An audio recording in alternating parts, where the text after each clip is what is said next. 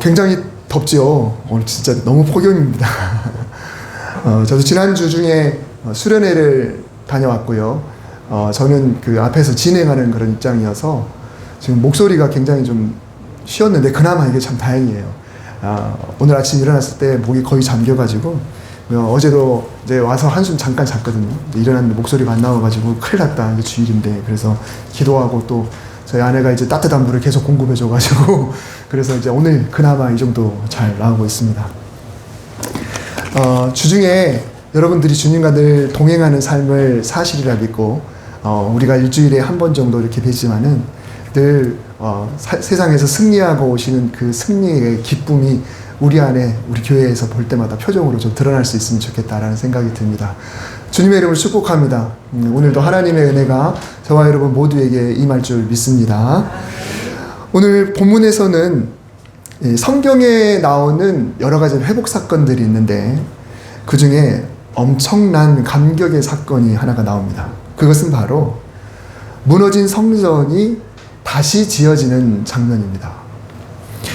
이스라엘 백성들이 가나안 땅에서 살 동안에 우상 숭배로 인해서 하나님께 등질 때 하나님께서는 수많은 선지자를 보내서 제발 그렇게 하지 말아라, 돌아오라, 회개하라 이런 메시지를 끊임없이 선포했습니다. 그러다가 그래도 안 나오니까 그러면 이제는 징계할 거다, 벌 받을 거다, 큰일 날 거다 그런 이야기를 했습니다. 그럼에도 불구하고 이스라엘 백성들은 돌아오지 않았기 때문에 결국은 북왕국 이스라엘이 먼저 아수르에게 멸망당하고 남왕국 유다마저 바벨론에게 멸망을 당했습니다.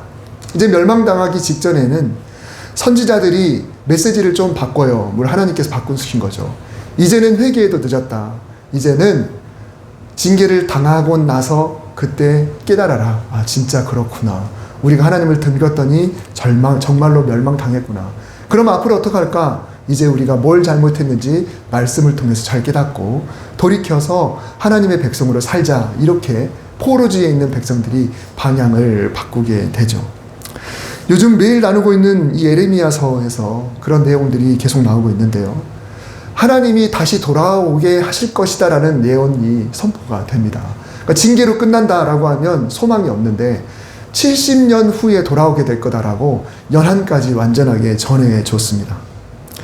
그래서 그 일이 이제 진짜 이루어지게 되는데 에스라 1장 1절에 보면 바사왕 고레스 원년에 여호와께서 예레미야의 입을 통하여 하신 말씀을 이루게 하시려고 바사왕 고레스의 마음을 감동시키셨다라고 말씀합니다. 이 말씀을 생각해 보면 하나님이 그 제국을 통치하고 있는 그 왕의 마음을 움직여 주셨구나라고 생각하면 참 놀라웠기도 한데 또 한편으로는 하나님이 이왕 이스라엘 백성들을 이 땅으로 다시 돌려보내시려면 그들을 멸망시켰던 바사라고 하는 그 나라를 초토화시켜서 차라리 그래서 이스라엘 백성들을 하여금 돌아오게 하는 방법이 훨씬 통쾌하지 않을까 이런 생각이 들어요. 예를 들면 2차 세계대전 때 이탈리아와 독일이 항복한 다음에 이제 태평양 전쟁만 남았잖아요. 그때 어떻게 됐습니까? 핵폭탄이 일본에 투하가 돼서 이제 일본 천황이 무조건 황복을 선언하게 되니까 그래서 우리에게 독립이 왔잖아요. 사실 이 이스라엘 백성들이 회복되는 방법도 어쩌면 그런 방법이 더 통쾌할 수도 있을 것 같아요. 바벨론이 침략해 왔고 식민 통치를 하고 있었는데 바벨론이 그냥 쫄딱 망해서 이스라엘 백성들이 돌아오는 그런 일이 훨씬 더 클 것 같은데 근데 하나님 어떻게 하셨나요? 하나님은 오히려 바사라고 하는 나라는 그대로 두시고 한 사람의 마음에 찾아가셔서 그 사람을 감동시키고 정말로 하나님을 모르는 사람임에도 불구하고 그 사람의 마음을 움직였다라고 하는 그런 엄청난 일을 하나님이 하신 거죠. 참 특이한 방법입니다. 게다가 이 바사는 페르시아를 말하는데 이 바사왕 고레스 왕이 백성들을 고향으로 돌려보내는 데 있어서 아무런 조건도 달지 않았습니다. 그러니까 너희들 그 땅으로 돌아가 대신 이렇게 해 라고 하는 그런 조건.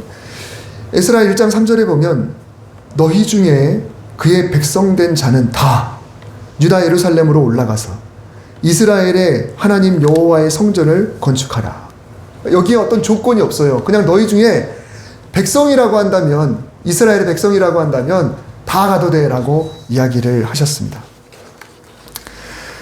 뭔가 자유를 줄 때는 그래도 뭔가를 요구할 법도 한데 아무런 요구 조건 없이 그냥 가고 싶은 사람 다 가라고 이야기를 했어요. 누구는 가고 누구는 가지 말고 제한을 둔 것도 아닙니다. 그저 백성된 자들은 다 가라 이렇게 이야기를 했습니다. 게다가 가서 너희들이 그렇게 중요하게 여기는 성전을 건축해라. 그래서 이 성전만 건축하라고 말한 게 아니라 거기에 필요한 돈이며 재료며 그리고 그걸 호위할 군사들이며 다 딸려서 보내줍니다. 사실 그런 나라가 어디 있어요. 자기들이 통치한 나라인데 당시 대부분의 나라들은 그들의 신을 중심으로 해서 나라가 점점 이렇게 확장이 되잖아요. 대부분은 그 나라마다 신이 있습니다. 그래서 이 고대 근동에서 있었던 전쟁들은 대부분 신들의 전쟁이라고 여겼어요. 우리 신이 그 신을 이겼다. 근데 만약에 그 신을 다시 부활시키려는 꿈틀거림이 있게 되면 저 민족이, 우리가 멸망시켰던 민족이 저 신을 중심으로 또 다시 꿈틀거리네. 언제 또 커져서 우리 신과 전쟁하려고 할지 모르니까 그냥 막 싹을 잘라버리거든요. 그런데 이 고레스 왕은 오히려 가서 너희들이 그렇게 중요하게 여기는 신전, 너희의 신전을 지어 라고까지 이야기하니까 이런 일은 사실 엄청난 일이죠. 이스라엘 민족은 종교에 있어서 굉장히 유별난데 그냥 유별난 게 아니라 남들이 보기에도 저긴 정말 특이하다. 근데 이 고레스 왕은 이스라엘 백성들에게 그들의 신을 위한 신전까지 짓도록 허락을 해줬습니다. 굉장히 식민 통치하고 있는 나라의 황제로서, 왕으로서 어떻게 이런 일을 할 수 있을까라는 생각을 해봅니다. 여러분, 우리에게도 이런 소망이 좀 있었으면 좋겠습니다. 내 주변에 하나님을 모르는 사람들이 있다고 한번 생각해 봅시다. 많이 있죠. 우리는 주로 하나님을 모르는 사람들과 주로 이렇게 교제도 하고 사업도 하고 또 공부도 하고 그렇게 살아가고 있습니다. 그런데 그 사람이 신기하게도 나에게 어떤 말을 해줬을 때 혹은 나에게 뭔가를 배려해 주거나 뭔가를 했었을 때 내 신앙이 더 굳건해지는 거예요. 그 사람은 하나님을 안 믿고 있는데 이 고레스 왕은 하나님을 안 믿습니다. 그런데 하나님이 그 마음에 찾아가셔서 마음에 감동을 주니까 오히려 그 사람이 당신들 신앙생활 잘해요. 당신들 가서 성전도 지어요. 가서 하고 싶은 사람들 가서 신앙생활 잘 하시라고 이렇게 이야기한다. 이거는 굉장한 은혜이죠. 저는 중학교 때부터 목회자가 되기로 결정을 하고 저는 서울신학대학교 그냥 한 군데만 갈 거라고 생각을 했습니다.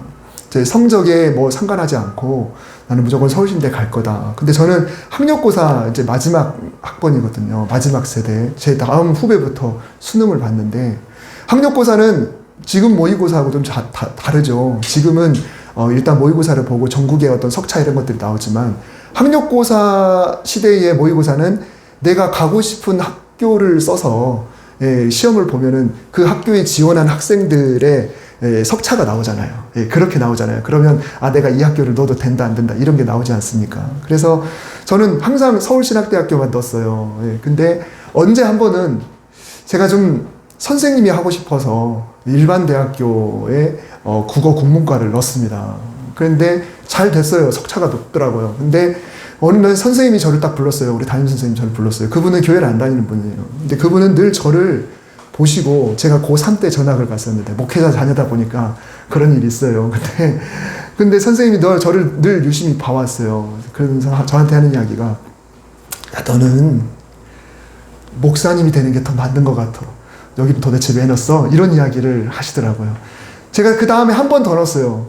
또 그 이야기를 또 부르시더니 성적이 문제가 아니라 내가 볼 때 너는 목사가 되는 게 훨씬 좋은 것 같아. 잘 생각해봐. 그런 이야기를 했어요. 그래서 제가 선생님이 또 그렇게 이야기해 주시니까 내가 좀 딴천을 부리지 알아야겠구나 그런 생각을 했어요. 근데 그때는 잘 몰랐지만 나중에 시간이 흐르고 나서 하나님께서 교회 다니지 않는 그 선생님을 통해서도 제가 혹시라도 딴 마음 품을까봐 그렇게 역사하시진 않았나 그런 생각이 듭니다.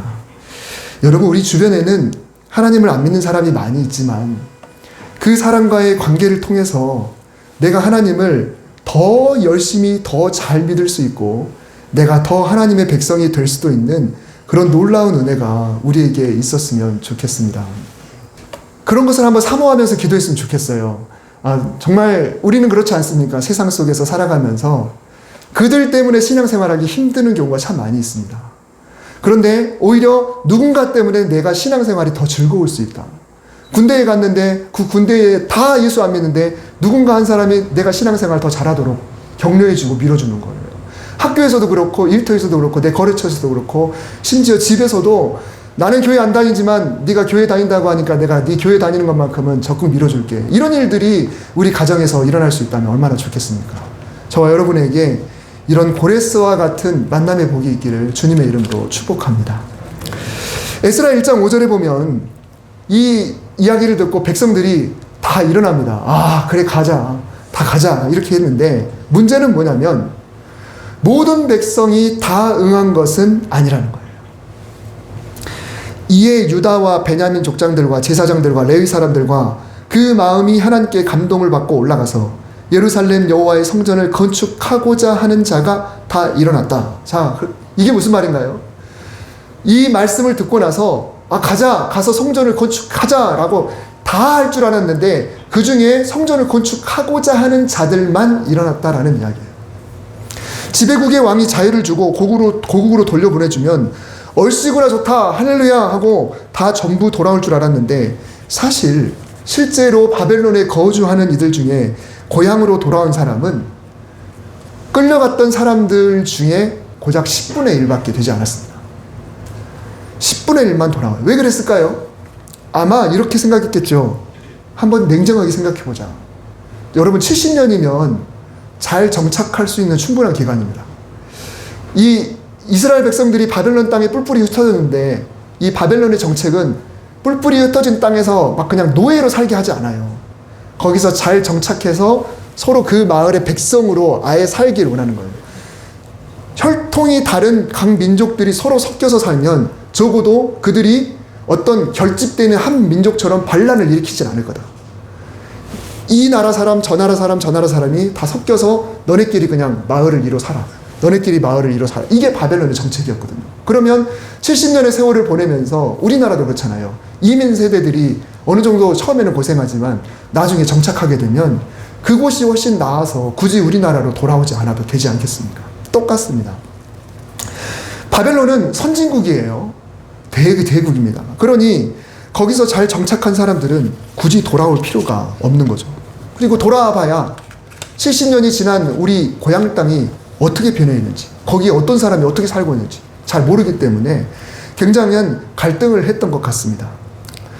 여러분, 우리 신앙생활도 때로는 그렇습니다.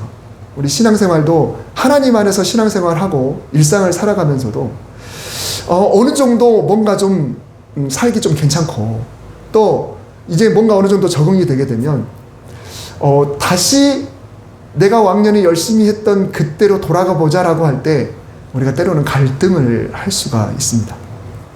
예전에 한번 설교로 말씀을 드렸었는데 베데스다 연못가에서 38년 동안이나 누워 있었던 그런 병자가 있었죠. 그때 예수님께서 이렇게 질문하셨습니다. 네가 낫고 싶으냐?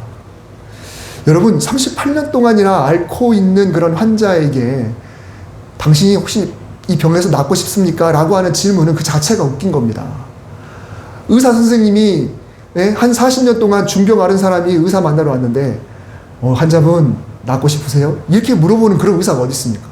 당연한 거잖아요. 근데 예수님께서 왜 그런 질문을 던지셨나요? 이거는 이 환자에게 예수님이 진심을 물어보고 있는 겁니다. 왜냐하면 이 38년 된 환자는 자기가 이 베데스다 연못에서 제일 먼저 물에 들어갈 수 없다는 것을 누구보다 잘 알아요. 경험으로.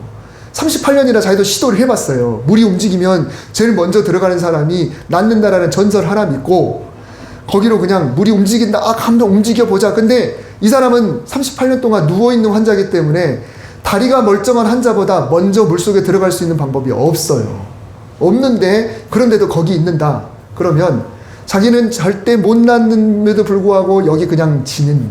그러다 보면은 38년 동안 여기에 익숙해 있게 되는 거죠. 내가 물에 가장 먼저 들어갈 수 없다는 것을 사실은 내가 가장 잘 알고 있습니다 라는 것을 사실은 이 사람이 은연중에 돌려서 이야기를 했어요. 그래서 예수님은 네가 제일 먼저 들어갈 수 없다는 걸 뻔히 알면서 네가 왜 여기 있는 거야 라는 것을 질문하는 거예요. 익숙한 거에 왜 머무르고 있는가 라는 것을 예수님이 질문하고 계신 거죠. 38년이면 여러분 그곳에서 이미 터줏대감입니다. 38년이면 터줏대감이에요. 그냥 너 이렇게 갑질할 수 있을 만한 위치입니다. 그러니 이 사람은 이제 차라리 여기서 나와서 다른 곳으로 가는 것이 오히려 불편하고 어색하고 새로운 인생을 시작해야 되는 그런 갈등이기 때문에 예수님이 그래서 말씀하시는 거예요. 너 진짜 낫고 싶은 거 맞는지 내가 너 의지를 묻고 싶다라고 예수님이 말씀하셨던 것이죠. 이 고레스 왕이 성전을 짓고 싶은 사람 돌아가라 라고 이야기했을 때 사람들이 다 처음엔 좋아했을 거예요. 야, 드디어 우리가 자유구나. 우리가 가서 성전을 지을 수 있겠구나. 자, 그런 심령이 선포되고 사람들이 다 수근수근 했을 겁니다. 그런데 집에 돌아가서 이웃 사람들과 이야기하면서 자기 어떡할 거야? 자기 갈 거야? 어떡할 거야? 성전 지어도 된다는데 우리 가도 된다는데 당신 어떡할 거예요? 우리 좀 모여서 회의 좀 해봅시다. 여기 이웃 마을에 살고 있는 우리 조카 좀 불러봐. 우리 어떻게 하면 좋아? 이렇게 이야기를 했겠죠. 그러면서 그래 성전을 짓고 싶은 마음을 늘 이야기하고 하나님 우리를 회복시켜 주세요. 하나님 우리를 포로로부터 자유를 주세요. 하나님 우리에게 다시 성전을 재결하게 해주세요. 다시 메시아 같은 사람이 와서 우리를 구원해 주세요. 그런 기도는 계속 해왔을 거예요. 근데도 막상 뚜껑이 열리니까 그 중에 딱 10분의 1만 고향 땅으로 돌아갔다라는 것입니다. 여러분 성도는요 당연히 하나님을 기쁘시게 해드리는 게 우리 소원입니다. 여러분 그렇죠? 하나님의 백성들 같이 살고 싶으십니까? 하나님의 자녀로 살고 싶습니까? 하나님 믿는 사람으로 신앙생활 열심히 하고 싶습니까? 하나님이 기뻐하시는 제자로 살고 싶습니까? 그러면 다 속으로는 아멘입니다. 그런데 솔직히 한번 고개를 돌리고 나면 하나님이 너 정말 그렇게 하고 싶어? 진짜 너 그렇다고 한다면 내가 그렇게 해줄게. 너 진짜 하나님 앞에 온전히 헌신하는 사람, 하나님을 향해서 모든 걸 다 드리는 사람, 내 제자다운 제자, 베드로처럼 집과 그물을 다 내던지는 그런 사람이 될 수 있게 내가 해줄게. 진짜 그러고 싶어? 라고 물어보면 집에 돌아가서 당신 어떡할 거예요? 우리 어떡할 거예요? 이렇게 분명히 이야기하게 될 거예요. 나 혼자 스스로도 그럴까? 여러분 제가 우리 교회에 와서 안 부른 찬송이 있어요. 뭐냐면 부름받아 나선이모. 예배 시간에 제가 웬만하면 그 찬송 잘 안 부릅니다. 근데 그거는 저에 대한 그런 이야기이기도 해요. 어떻게 보면 남들이 보면 또 그럴 수 있잖아요. 목회자가 정말 그 부름받아 나서니 뭐 어디든지 가오리다 이런 찬송을 선배 목사님들 웃으면서 그러더라고요. 그 찬송 함부로 부르면 안 되는 거야. 부름받아 나서니 뭐 어디든지 가오리다 그럴 때 하나님 갑자기 저한테 진짜? 진짜지? 라고 이야기하면 어떡할까요? 어떻게? 여러분 사람 마음이 그래요. 우리 성도도 그렇습니다. 제가 만약에 여러분에게 우리 교회에 정말 제대로 옛날 같은 초대교회로 돌아갑시다. 앞으로 매일 새벽 기도에 매일 금요 철학하고 기도하고 주일마다 막 그러면 매일 이렇게 할 것입니다. 하루에 2시간씩 전도할 것입니다. 그러면 여러분 교회가 그런다니까 얼마나 좋아요. 그럴까요? 어떠세요 여러분? 당장 한번 해볼까요? 굉장히 힘들지 않습니까? 우리 사람의 마음이 그렇습니다. 하나님을 찬양하기 원합니다. 하나님을 예배할 때가 가장 기쁩니다. 내 평생 소원이 이것뿐입니다. 주의 일을 하다가 이 세상을 이별하는 날 주 앞에 가리라. 여러분 이 찬송이 너무너무 은혜스럽긴 하지만 사실 쉽지 않죠. 그러니 바벨론에 가서 돌아온 10분의 9를 우리는 손가락질 할 수가 없습니다. 고레스 왕이 이스라엘 백성들을 회복시켜주는 명분도 사실 예배와 관련이 있었잖아요. 고레스 왕이 그냥 너희 풀어줄게 너희 고향 땅 돌아가 이렇게 하지 않았죠. 왜 이렇게 했나요? 너희들 가서 성전을 짓고 싶은 사람은 가라. 적어도 예배를 온전히 드리고 싶은 사람은 가라. 예배에 대한 명령이었고 이스라엘 백성은 출애굽부터 지금까지 예배로 맺어진 언약이잖아요. 하나님이 애굽에서 건져주실 때 제일 큰 명분이 뭐였냐면 이스라엘 백성들 다 나가서 광야에서 하나님을 예배드릴 수 있게 하자라고 바로하고 흥정을 했던 거예요. 가나안 땅에 가게 한 것도 하나님이 약속하신 그 땅에서 마음껏 예배드리는 백성이 되게 하기 위한 게 그들의 정체성입니다. 근데 하나님이 고레스를 통해서 그 정체성을 건드셨잖아요. 예배드리라고 너희들 가서 성전 지으라니까 라고 했는데도 안 했다라는 거예요. 사실 우리의 모습이기도 합니다. 옛날에 예배에 대한 내 마음, 예전에 예배에 대한 내 마음, 예전에 사모하던 그 마음과 지금 나의 마음이 과연 어떤가. 그래서 하나님이 우리 양심에 한번 질문하신다. 너도 그때로 돌아가고 싶으냐?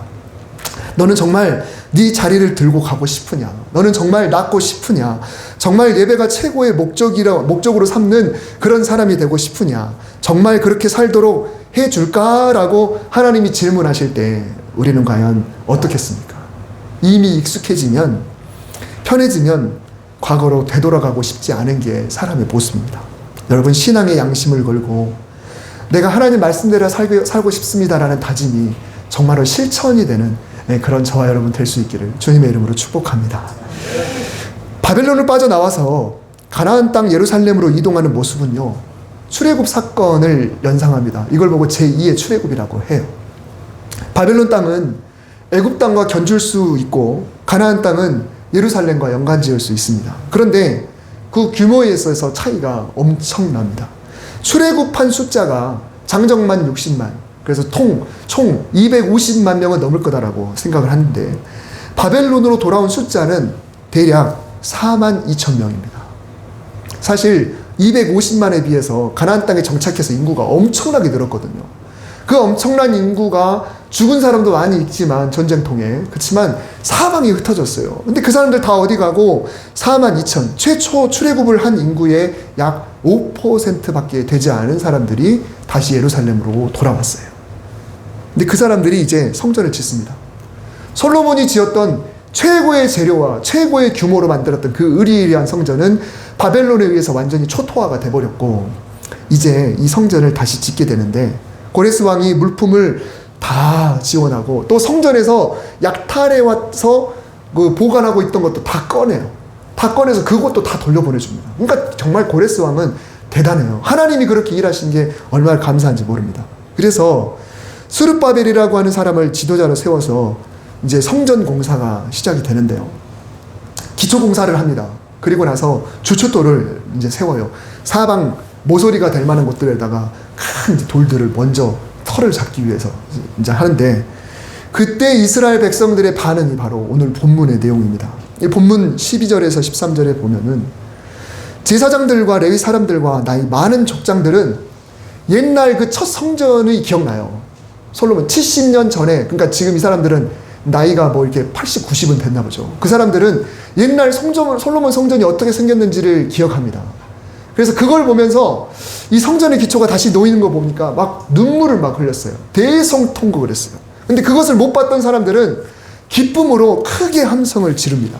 그리고 막 즐거이 노래를 불러요. 자, 그러니까 한쪽에서는 엉엉 울고 있고 한쪽에서는 막 기뻐가지고 소리 지르고 막 박수치면서 주춧돌이 놓이니까 박수치고 있고 한쪽에서는 엉엉 울고 있어요. 왜 그랬을까요? 대성통곡과 기쁨의 소리. 솔로몬 2세대들은, 그 솔로몬 성전을 봤던 그 사람들은 지금 대성통곡하는 게 아마 두 가지 마음일 겁니다. 하나는 다시 지어주는구나, 얼마나 좋아, 다시 지어주는구나, 그런 마음으로 통곡할 수도 있겠지만, 한 가지는 또 뭐냐면 그때에 비하면 너무 적은 거예요.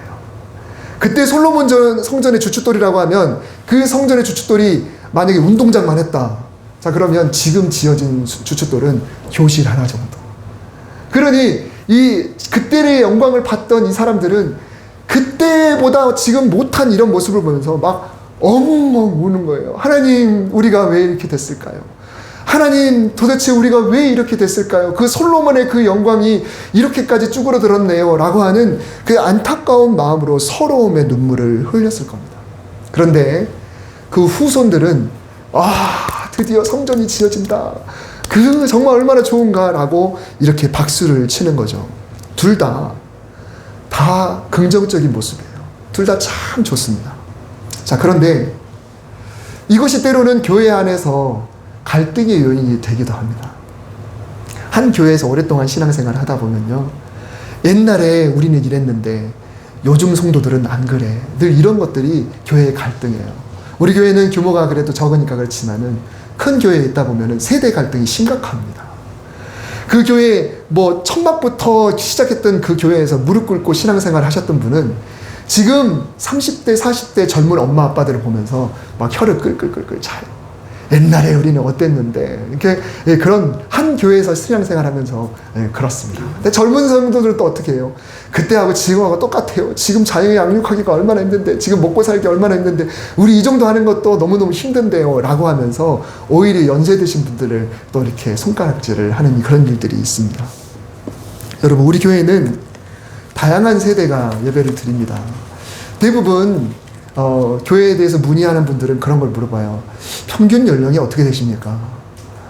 우리 교회는 어떻게 돼요? 우리 교회는 참 그래도 학생들이 늘 이렇게 자리에 앉아 있으니까 평균 연령을 상당히 많이 깎아줘서 너무 고마워요. 늘 이 자리에 있으니까. 우리 교회 오신 분들이 한번 이렇게 방문만 하신 분들도 굉장히 신기해 하시더라고요. 여기 오시면 이제 연세 많으신 분들만 계실 줄 알았는데 이게 젊은 분들도 많더라는 거죠. 중년도 있고 장년도 있고 이렇게 있는 거죠. 참 감사해요. 저는 중간 세대입니다. 저도 옛날 신앙생활도 봐왔고, 그리고 목회하면서 젊은이들 또 어린이들의 신앙생활도 계속 봐왔어요. 저도 정말 그 옛날에 신앙생활 하시던 시골교회에 있으면서 또 도시교회에 있으면서도 그분들의 열정을 지금도 기억하고 있습니다. 그때를 생각하면 지금의 교회와 지금의 모습이 성에 안 차는 그런 성도들도 참 많이 있을 겁니다. 저 목회자도 마찬가지예요. 저희 선배 목사님들이 저희를 볼 때 아마 그런 생각을 할 겁니다. 참, 요즘 목회자들은 이렇게 이야기할 거고, 저도 30대 목사님들 보면은 도대체 왜 저래? 이런 생각이 막 들어요. 저도 전에 있던 교회에서 그래도 선임 목사였지 않습니까? 저희 교육자가 그래도 한 10몇 명 됐는데 제가 주로 교육을 많이 시켰어요. 딱 보다가 하다 안 되면 따로 불러가지고 이건 이렇게 해야 되는 거라고, 저건 저렇게 해야 되는 거라고. 저도 제가 선임 목사다 보니까 그런 이야기들을 많이 했거든요. 교회는 늘 하나가 되는 게 중요합니다. 서로가 서로를 이해하면서. 근데 요즘 왜 이래? 그리고 옛날 분들은 왜 이래? 그렇지만 저는 그 양당 간의 모습이 다 교회를 사랑하는 마음이다라고 인정을 하고 있습니다. 다 교회를 사랑하기 때문에 그런 이야기들을 하는 거죠. 제가 어제 주보를 올렸어요. 어제 마태복음을 올렸습니다. 근데 어제 주보를 올리고 나서 이제 말씀을 준비하려고 하면서 보니까 내가 수련회 갔다 와서 받은 제 나름대로 은혜를 그래도 이 교회에 대한 이야기를 좀 하고 싶다라는 생각이 좀 들었어요. 수련회에 한 70여 명이 이렇게 모였습니다. 교회가 한 8교회 정도 되는 것 같아요. 한 명만, 그러니까는 부모님 따라서 한 명만 참석한 것도 있고, 둘, 그리고 뭐 셋, 다섯, 그리고 11, 13, 뭐 이 정도 이렇게 모여서 이제 연합수련을 하고, 저는 이제 리드를 하고 책임을 하다 보니까 첫날은 새벽 1시에 자고 둘째 날은 새벽 3시에 잤어요. 어디에 자냐면 본당 문 열면 제가 누워서 자고 있어요. 이제 통제를 좀 해야 돼요. 그래도. 근데 참 말도 잘 듣고 그러더라고요. 그리고 또 물놀이를 가서는 저는 밖에서만 있으려고 했는데 또 이렇게 조금 이렇게 불편한 그런 학생이 있어가지고 제가 1대1로 전담 마크를 하다 보니까 굉장히 에너지를 많이 소진했어요. 여러분 보실 때 어떨지 모르겠는데 제가 굉장히 탔습니다. 타고서 선크림도 바르고 목도 지금 시커매요. 그리고 또 이렇게 안경을 쓴지 모르고 제가 물에 들어갔다가 저 밑에 저수지 바닥으로 떨어뜨렸어요. 그래서 제가 하루 반은 안경 없이 이렇게 어제 운전하고 또 이렇게 왔습니다. 그래도 이 안경이 몇 개 있어가지고 이게 저희가 다 초점 낸더라. 그러니까 하나 저수지에 보낸 비용이 좀 비싸긴 한데 그래도 너무 감사하게 잘 갔다 왔어요. 목도 다 쉬고 기도에도 인도하고 이래요. 우리가 우리 안에 있을 때는 교회 안에서 그렇지만은 밖에 나가면 우리 교회 이런 게 좀 강해지잖아요. 그렇죠. 그럼 수련회 가도 그래요. 수련회 가면 교회끼리 은근히 경쟁이 있습니다. 몇몇 교회가 막 똘똘 뭉치고. 그래서 수련회 가서 첫 번째 숙제가 뭐냐면 뿔뿔이 흩어서 조를 편성한 다음에 조로 무조건 움직이는 거예요. 조로 무조건. 그래도 두 번째 날 저녁은 교회들끼리 뭉치게 해줍니다. 그러면 더 청년 선생님은 그 학생이 어떻게든 은혜 받게 하려고 기를 쓰는 거예요. 막 이런 일들이 일어나게 되죠. 그래서 교회들끼리 서로 막 기도하는데 이번에 기도해야 할 때는 특이한 게 있었어요. 그게 뭐냐면 인원을 대략 맞춰서 10명 정도를 맞춰서 가운데 동그랗게 원을, 그러니까 교회가 섞여 있죠. 그러면 원을 그리게 하고, 자, 어느 교회 들어오세요. 그러면 그 교회가 딱 들어가서 동그랗게, 목사님도 그 안에 들어가고, 선생님도 들어가고. 그러면 그 뒤에서 이제 학생들이랑 다른 분들이 그 뒤에다 손을 얹는 겁니다. 그리고 그 교회를 위해서 기도를 하는 거예요. 그러니까는 수련회 가면 우리 학생, 우리 자녀 이렇게 막 기도하는데 이번에는 전혀 상관없는 교회 사람들이 안에다 원을 그리고 들어가 있으니까 딴 사람들이 그 교회를 위해서 막 손을 고 기도해 주는 거예요. 자, 그 다음 어느 교회 들어가세요? 하고 또 막 기도해 주고 그 다음 어느 교회 들어가세요? 이렇게 기도해 주는 거예요. 근데 그 시간이 저한테는 너무너무 은혜스러웠어요. 우리가 대부분 그렇습니다. 어느 교회를 위해서 기도해 주십시오 라고 하면 그 교회가 그런 일이 있나 보다 이러지, 솔직히 다른 교회에 위해서 기도 잘 안 합니다. 잘 안 해요. 그리고 기도 부탁하는 사람도 그렇고 기도해 주는 사람도 그렇고 솔직히 우리 교회 그러지 다른 교회를 위해서는 기도를 잘 안 하게 돼요. 그런데 그런 모습 보면서 이게 어느 교회를 위해서 우리가 기도한다는 게 쉽지 않았구나, 그런 생각도 해봅니다. 근데 또 그러면서 한 가지 욕심이 났어요. 우리 교회도 저기 안에 들어가 있으면 저들이 우리 교회를 몰라도 우리 교회를 위해서 기도해 줄 텐데, 이런 생각이 또 드는 아쉬움이 있었습니다. 그래서 여러분, 일단은 우리끼리 우리 교회를 위한 기도를 많이 했으면 좋겠다라는 생각이 좀 들어요. 그러니까 항상 교회를 위해서 기도하시기 바랍니다. 성도들을 위해서 기도하시기 바랍니다. 이런 이야기를 하지 않습니까? 그러면 사실 우리 교회를 위해서 누가 기도해 줍니까? 잘 안 합니다. 아까도 말씀드렸지만은 어느 교회에 무슨 소식, 우리 지방이 안에 우리 교회를 위해서 기도하는 분들도 계시겠지만 누가 얼마나 간절하게 해주겠어요? 오로지 그냥 내 새끼들, 우리 교회 학생들, 우리 목사님 이렇게 기도하지 그렇게 잘 안 합니다. 우리 교회를 위한 기도는 누가 해야 돼요? 우리가 해야 되는 거예요. 우리 교회를 위한 기도는 우리가 하는 겁니다. 세대를 떠나. 그래서 예전의 모습을 생각하면서 아쉬우면 그 아쉬움에 눈물의 기도를 또 흘리면 되는 거고, 또 지금 모습을 보면서 또 마음이 안타까우면 그걸 놓고 눈물의 기도를 하는 것이고, 젊은 세대는 진짜 연세 드신 분들을 위해서 기도해주고, 또 연세 드신 분들은 젊은 세대를 위해서 함께 기도해주고, 눈물의 기도가 됐건 기쁨의 기도가 됐건 슬픔이 됐건 그런 모든 것들이 교회를 사랑하는 마음이 될 텐데, 그런 기도를 우리가 많이 했으면 좋겠습니다. 교회는요, 눈물과 기쁨이 조화를 이뤄야 합니다. 그래서 어찌됐건 우리 교회를 위한 기도는 우리가 하는 거예요. 제3자가 되지 마시고 내 교회다라고 하는 그런 마음을 가지고 우리가 성실하게 기도하는 그런 아름다운 모습이 돼야 되는데, 이 일을 하고자 고레스를 통하여 하나님이 일하셨는데 고작 10분의 1만 움직였습니다. 그 10분의 1. 우리는 10분의 9가 안 돼야 돼요. 우리 교회 안에서도 오늘 말씀을 듣고 함께 기도할 때 10분의 9가 되지 마시고 10분의 1에 속하는 사람이 돼서 진짜 우리 양수 중앙교회를 위해서 간절히 기도할 수 있는 그런 저와 여러분 되었으면 좋겠습니다. 내 교회입니다. 우리 교회입니다. 우리 교회를 위해서 누가 기도해 줍니까? 우리가 기도해야죠. 우리가 뜨겁게 기도해서 우리 교회가 하나님께 정말 귀하게 쓰임받고 또 영광 돌리는, 그리고 우리의 영혼이 이곳에 있음을 통해서 영혼의 만족과 회복이 일어나는 그런 아름다운 교회가 될 수 있도록 주인의식을 가지고 기도할 수 있는 저와 여러분 될 수 있기를 주님의 이름으로 축복합니다. 기도하겠습니다. 하나님, 우리와 함께 하신 하나님 찬양합니다. 우리 교회를 사랑하시는 하나님, 우리가 이 교회의 주인의식을 가지고 마음을 다하여 최선을 다하여 기도하려고 우리가 다시 한번 다짐합니다. 주님, 우리를 도와주시옵시고 우리 교회를 도와주시옵소서. 우리의 세대가 차이가 크지만 서로에 대한 같은 마음을 가지고 사랑하게 하시고 더 기도하게 하시고 눈물을 흘리게 하시고, 또 우리 교회에 하나님이 부흥시켜 주십사, 또 복 주시기를, 또 우리 교회에 있는 모든 성도들이 평안하게 하기를 주님께 마음을 담아 눈물을 흘리고 또 즐거워하는 우리 모두가 되게 하여 주시옵소서. 예수님의 이름으로 기도드립니다. 아멘.